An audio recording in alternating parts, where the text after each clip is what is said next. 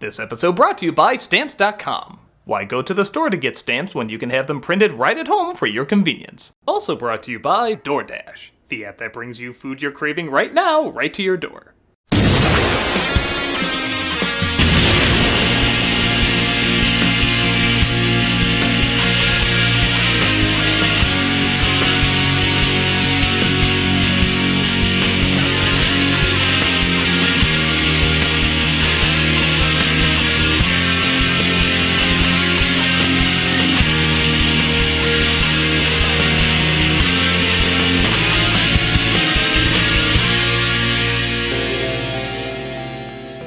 White Grandma, can you tell me a story? Not tonight, I'm too old. Please, Grandma? All right. I'll tell you the story of a very strange man, back when I worked at a YouTube studio. What's a YouTube studio? It's like a Hollywood studio, except everyone's even more insecure. Is that possible? YouTubers found a way. Now shut up.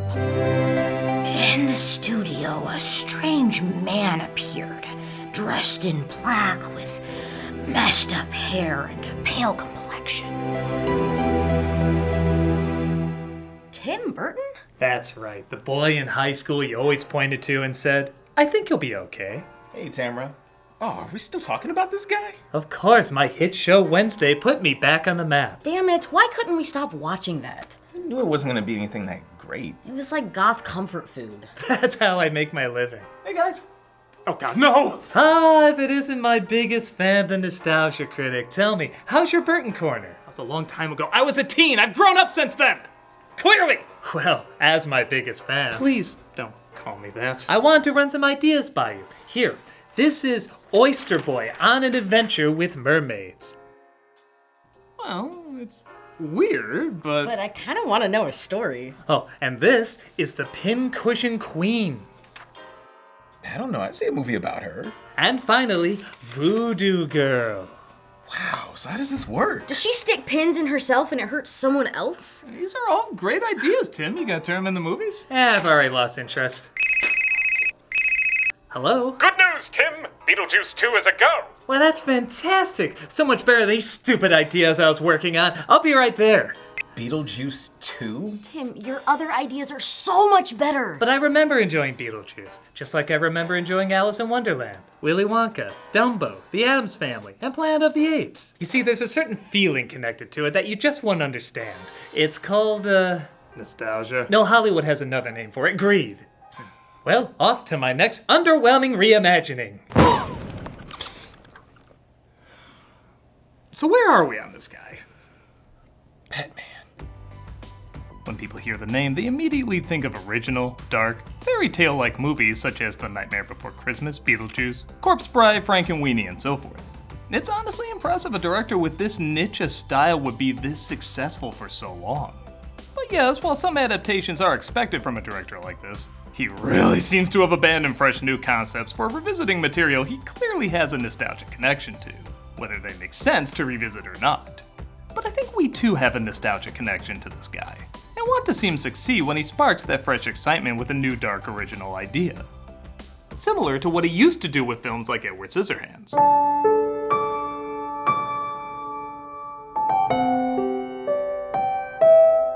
Yep, this is technically a Christmas movie, and a unique one at that. Released in 1990, right after the monstrous success of Batman, Burton was allowed to tell the story of a young man he drew who had hands that looked like scissors.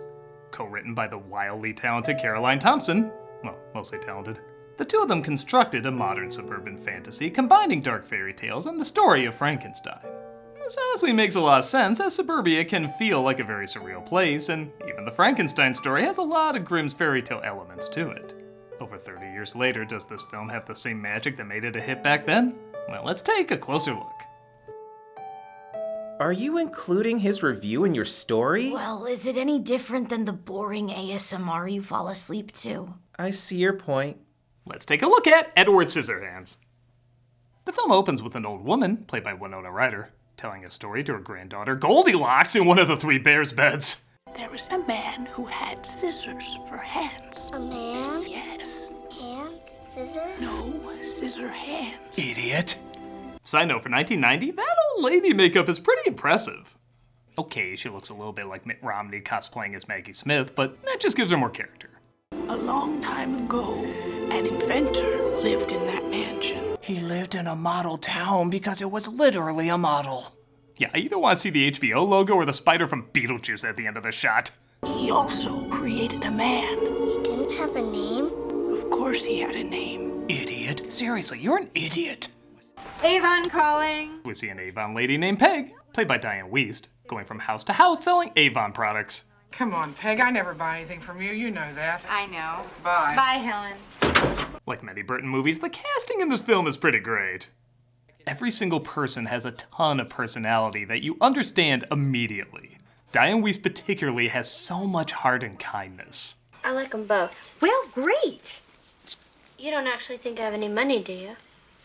She plays the role as optimistically naive, but not dumb. She doesn't always make the best choices, but you know they're always coming from a good place that all of us can recognize and sympathize with. Oh hey, you can see Bo Welch already preparing to have his version of Cat in the Hat ruined in this neighborhood. Huh, don't know how I always forget that's there. Really surprised the HOA lets that stand for so long. Apparently a cloud shaped like scissors is supposed to be in the sky, but I don't know, it looks like dick and balls to me. Why, isn't that exciting? Thus Peg makes her way to the strangest home a guy who just makes cookies ever owned. She sees many beautiful hedge sculptures, the hand at the center is a nice touch, and she stumbles across Edward, played by Johnny Depp, who with those painted on sad eyebrows is another Burton actor given a permanent expression throughout his entire performance. Where are your parents? You didn't wake up. Oh, that was the skeleton in the lobby I saw. Yes, just ignore the barbecue sauce. I think you should just come home with me. This role was kind of a godsend for Depp, who was sick of being typecast as good-looking rebels and wanted to play, for lack of a better way of putting it, some memorable oddballs, which he would end up playing for the rest of his life. Though maybe it's not too big a stretch. And on your left hand, what is it? It's a 3, the number 3. A friend of mine, I sat down at his table and I said, well, wouldn't we put a 3 here? You know? Well, how about that? I'm sorry.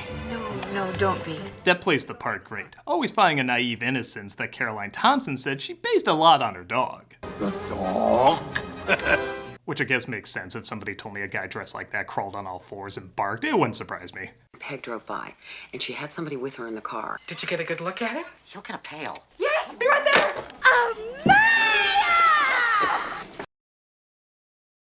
He's brought to her home where he's drawn to pictures of her family. Here's my daughter, Kim. My goth tomboy cosplaying as a blonde cheerleader for some reason. Yeah, I think most people know popular cheerleader is a strange role for someone like Ryder. Burton even apparently howled with laughter when he saw her in the blonde wig. But I think because she usually doesn't play these kind of roles, it allows her to bring a unique depth to it. It's fine to think both these actors were playing against type back then. Technically, these roles should have been reversed. We get one of my favorite edits of everybody returning home and just reacting to Ed being there from his point of view.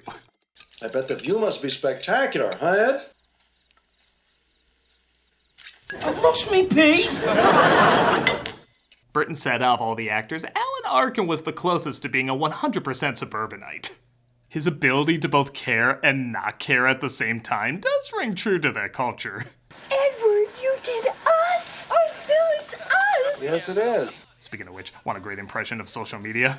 You're just minding your business, going about your life, then somebody just declares you're evil. Straight from the stinking flames of hell. The power of Satan is in him. I can feel it. The Stephen King movie's being shot down the street. They ignore her as Edward suddenly has a flashback, technically to before he was born. Ah, we're seeing how they make Velveeta. Why'd I put a celery chopper next to a cookie maker? The two don't go together at all. That was strange of me. I think I'll make a man. Vincent Price plays the inventor, and yeah, okay, it's a fairy tale. I'm not supposed to question that much, but what is the story of this odd cookie maker in suburbia? I mean, was this really just a local businessman who made money with this company? Did he have commercials? Welcome to Creepy Old Guy Cookies. Our pastries are made with all natural ingredients taken from the heart of a baby goat We only use the finest hardware straight from HR Giga Sex Toys and have distribution among such popular names as Keebler, Pepperidge Farm, Beelzebub, and Nabisco.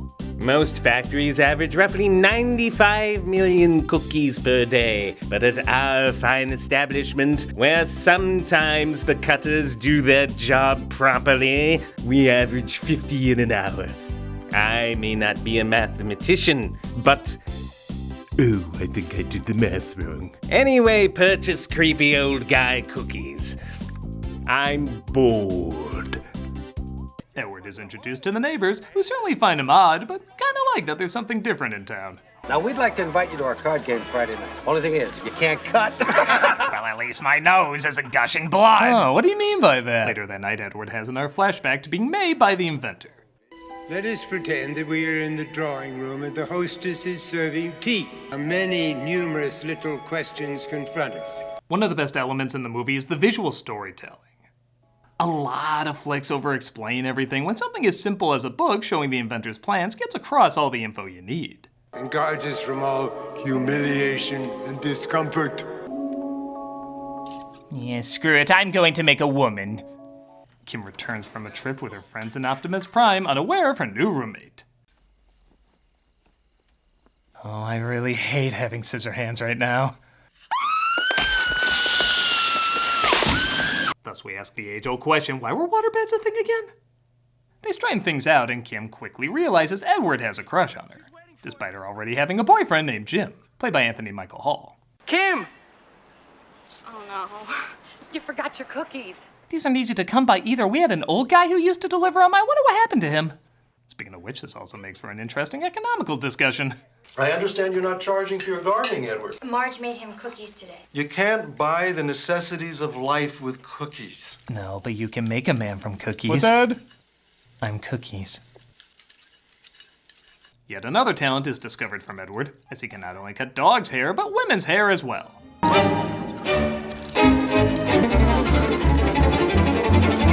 I love this point in the movie because everybody in the audience is like, when are things gonna go wrong?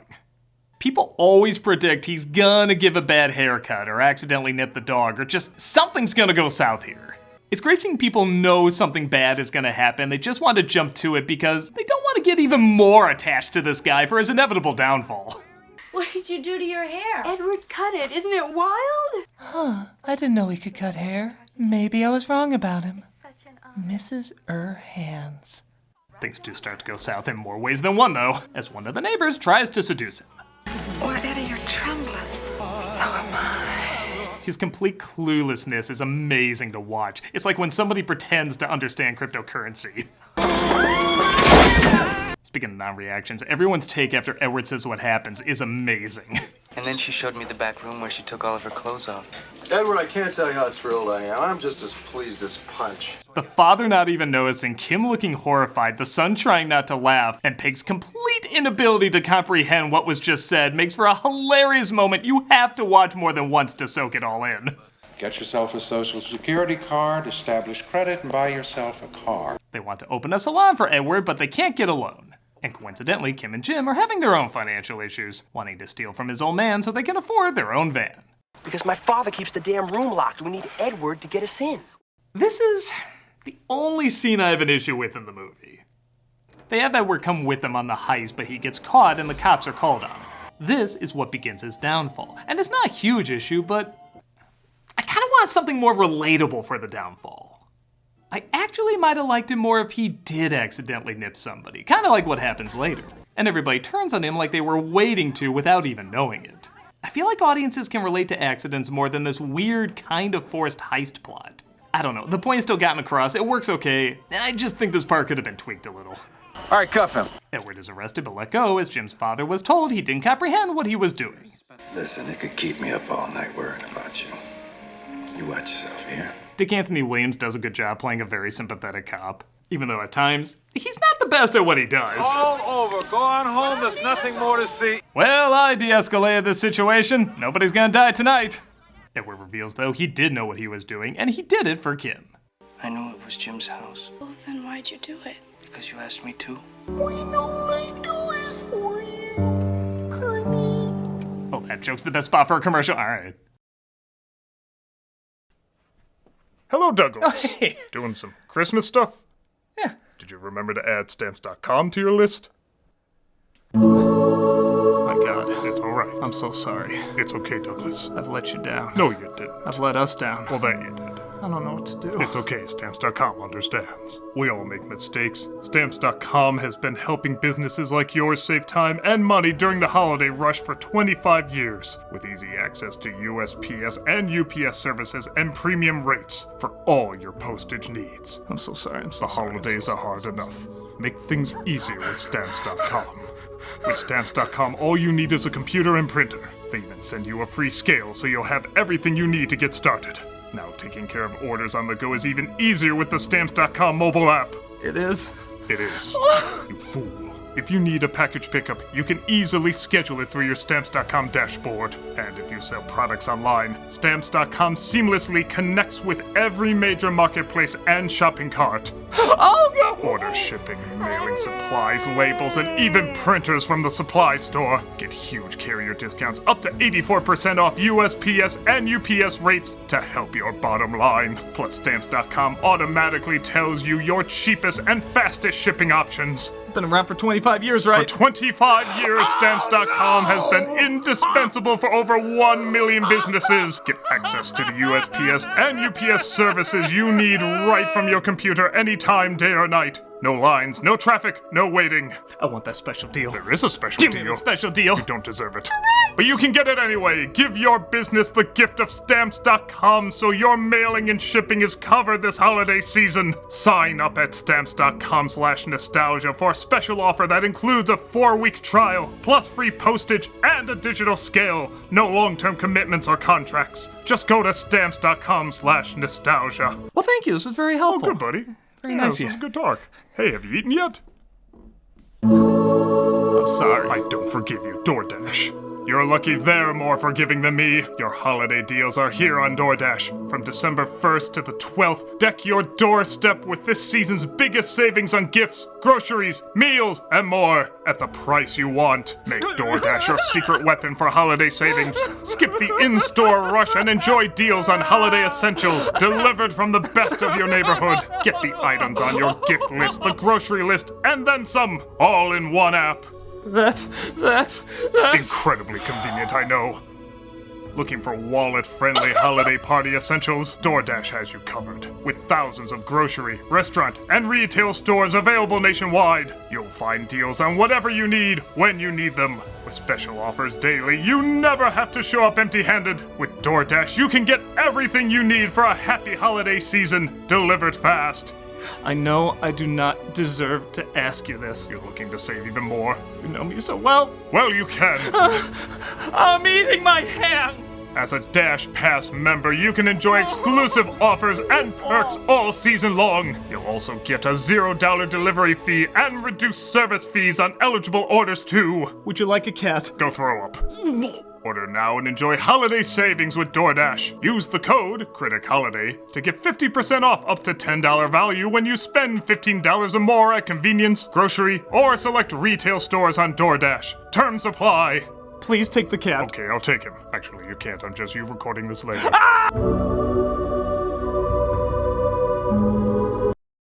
He's really fine.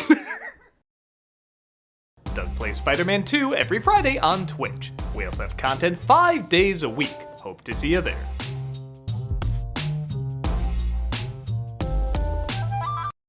Pick says she still wants to do her Christmas party despite all the drama that happened. And everyone makes up excuses not to go, including the neighbor who went after him, now claiming he went after her. Threatening her with those knives of his? It's a miracle she escaped. After what happened to me, can you imagine? I saw it too. It looked like a scissor. What does balls look like? Well, you know the handles that are attached to the... Edward starts sculpting a giant block of ice because they spent bank on this Christmas party. No, okay, you're not supposed to question it like any other fairy tale. It's a style thing. And Kim starts dancing it to the spectacular Danny Elfman music. I haven't talked about it much, but Elfman's music really is like half the movie. The choir sounds like what I can only describe as lost, but hauntingly hopeful. Like, there's a lot to be afraid of, but there's still beauty worth singing about that pulls you through. If you take the music out of the scene, it looks really weird. Like, she just sees him chopping at ice and then randomly starts spinning.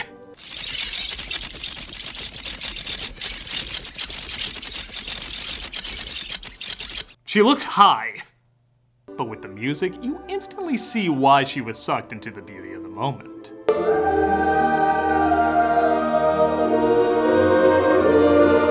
Elfman often said this was his favorite score, and it might be mine too. Hey! But Edward accidentally cuts Kim's hand, causing Jim to throw him out. I don't love you anymore. I just want you to go. Are you serious? I'm gonna lose you to that? I'm losing to a weak, awkward loser? If I knew that, I never would have changed! Edward finally cracks, taking his anger out on all the people who turned against him. Zoo, motherfucker! Zoo! A classic never dies. The neighbors call the cops on Edward, who want him arrested and put away. Hello, Mrs. Boggs. I'm here to see the man with the hands. Oh, the proctologist doesn't live here anymore.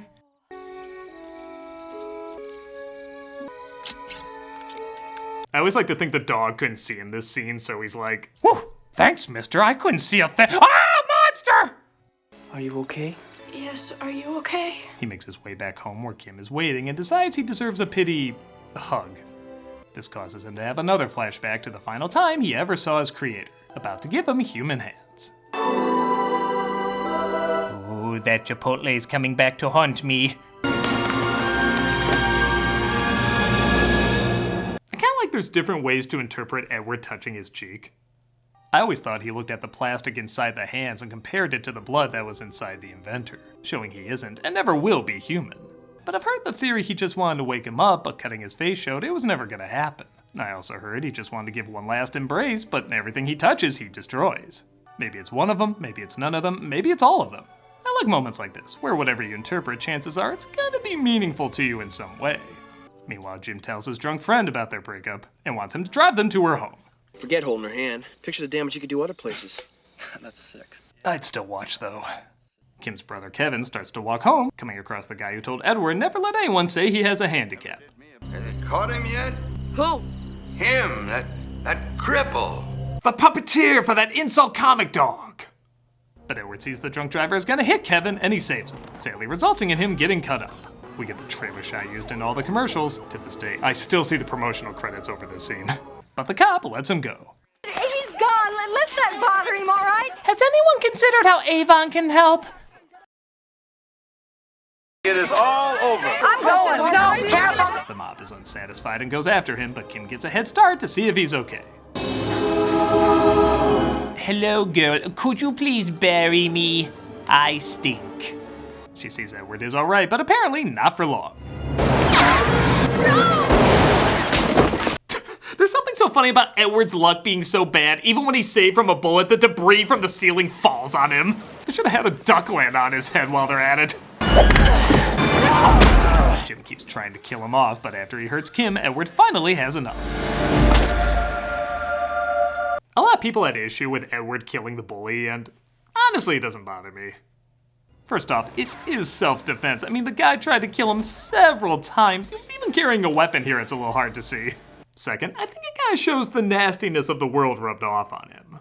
We've seen him crack more than once, being pushed to the limit, so I don't see this as entirely out of character.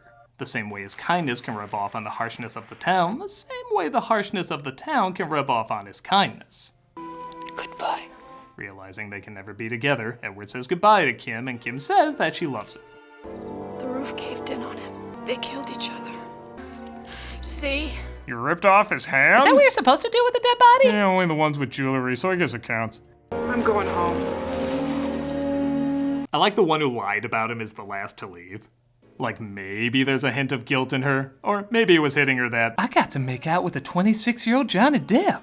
I have to send my casting agent some coke. Anyway, pleasant dreams. She never saw him again. How do you know? Because I was there. I was Kevin. A lot's changed over the years. She says she doesn't want to go see him because she'd rather he remember her as she was. But that doesn't mean she couldn't have seen him right after all this happened. Hey, who is the father of her kid anyway? If you weren't up there now, I don't think it would be snowing. Sometimes you can still catch me dancing. wicked and gross. Edward continues to do his ice sculptures with the flakes falling on the town, making Florida, at least once a year, a tolerable place to live. And that was Edward Scissorhands, still a pretty damn good flick in my opinion. The imagination, the visual storytelling, the astounding music, character actors, and that style that is so distinctly Tim Burton at his Burtoniest.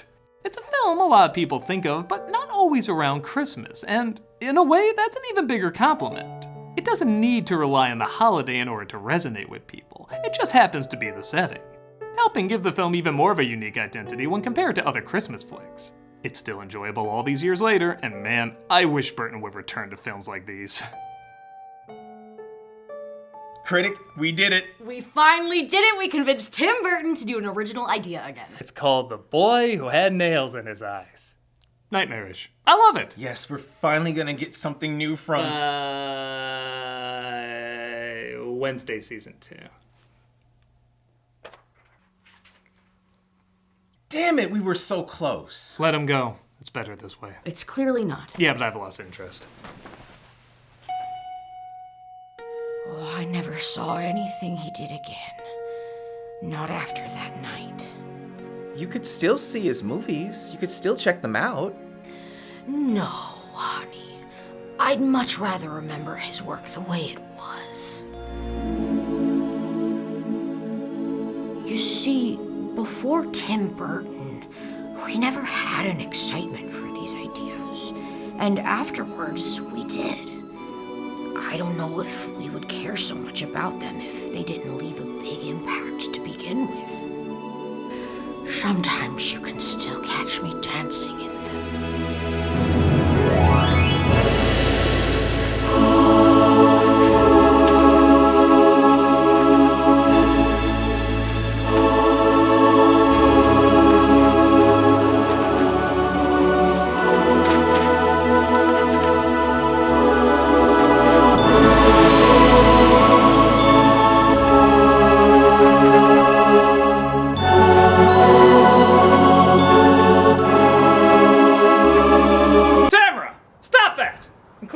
Whimsy.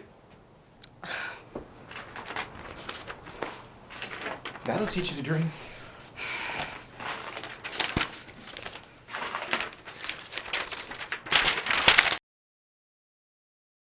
You can't buy the necessities of life with cookies.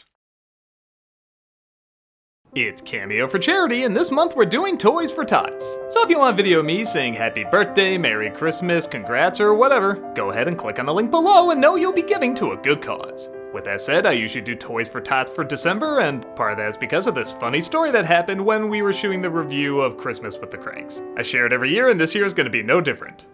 Hey everybody, Doug Walker here doing the charity shoutout, and I have a funny story for you. When we were shooting this review, we were outside about to shoot a scene with Nostalgia Critic and Santa Christ, and this car pulls up, and they pull right into our parking spot, and we don't recognize the people, and they get out, and we say, can we help you? And they say, Toys for Tots. I drop it off Toys for Tots. No, we're not Toys for Tots. And they're looking at us like, are you sure? And we said, yeah, we're sure. Why would we know where Toys for Tots are? And they said, well, cause you got a guy dressed like Santa Claus there. Oh, no! Unrelated, amazingly. Totally unrelated. So, bizarrely enough, they were driving around looking for Toys for Tots, and we happened to come outside with a guy dressed as Santa Claus. What are the chances? And I took it as a sign. There you go. So, click on the link in the description, get a cameo from me, and be giving to a wonderful organization. Donate to Toys for Tots. Yes, it's a good organization. Santa Christ approves.